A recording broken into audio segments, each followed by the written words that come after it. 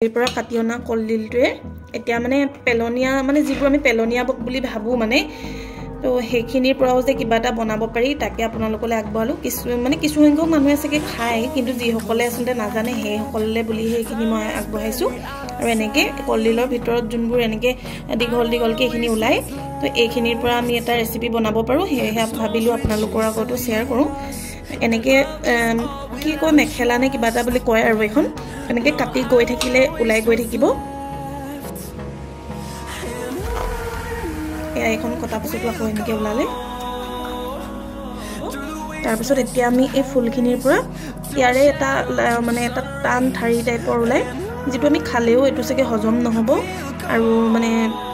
mix হৈ নাযায় আৰু কাৰণে এটো এৰুৱাই দিম এইডাল এনেকে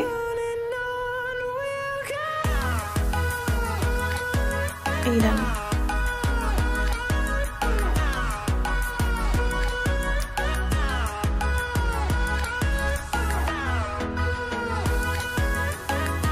এনেকে হে মাজৰ টান ঠাইটো এৰুৱাই ললো আৰু বাকি ফুলখিনি এনেকে লৈছো তাতে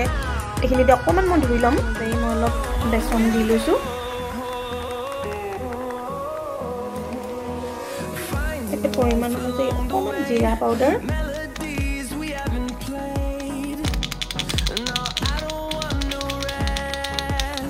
বেছিকে নিদু অকমান দি লৈছো ইয়াতে ধনিয়া পাউডাৰ যাতে মানে কেঁচা গোন্ধ মানে ভাবটো নাথাকে আৰু এইখিনি দি লৈ জিৰা ধনিয়া পাউডাৰখিনি দি লৈ অকমান মিক্স আপ কৰি ল'ম আৰু ইয়াত মই বেকিং বা বেলেগ একো ইউজ নকৰোঁ মানে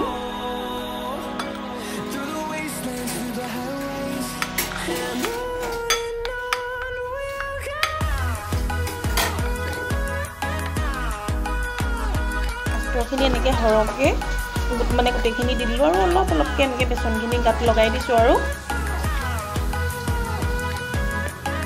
এতিয়া এনেকে কেৰাহীখনত তেল অলপ দি ললো আৰু তেলখিনি ভালকে গৰম হ'লে অলপ টাইম ৰখি আৰু মই তাতে অলপ হৰকে এনেকে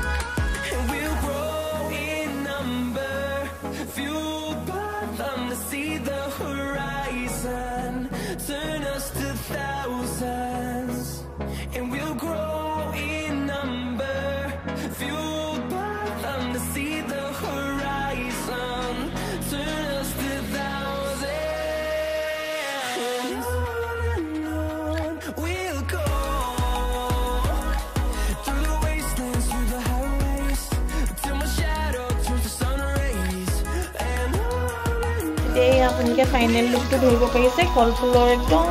পাহিবোৰ কি ধুনীয়াকে এডাল হৈ গৈছে আৰু ইয়া ধুনীয়াকে ৰেচিপিটো ধৰিব পাৰিছে খুব ধুনীয়া হৈছে আৰু ই আপোনাৰ ষ্টাৰ্টাৰ হিচাপেও ইয়াক ব্যৱহাৰ কৰিব পাৰে চাহ তাহৰ লগতো খুব ধুনীয়া টেষ্ট হয় চাহৰ লগতো খাব পাৰি আসলে মানে মই তেনেকে খাই ভাল পাওঁ আৰু তো ভাতৰ লগতো ভাল লাগে খাই কিন্তু ইয়াক আপুনি ষ্ট'ৰ কৰি মানে হট কেছ বা কিবা বস্তু মানে ই ঠাণ্ডা হৈ গলে খাই ভাল নালাগে সেইকাৰণে গৰম হৈ থাকিলে এতিয়া মই সেইকাৰণে এনেকে হট কেছটো ভৰাই থৈ দিছো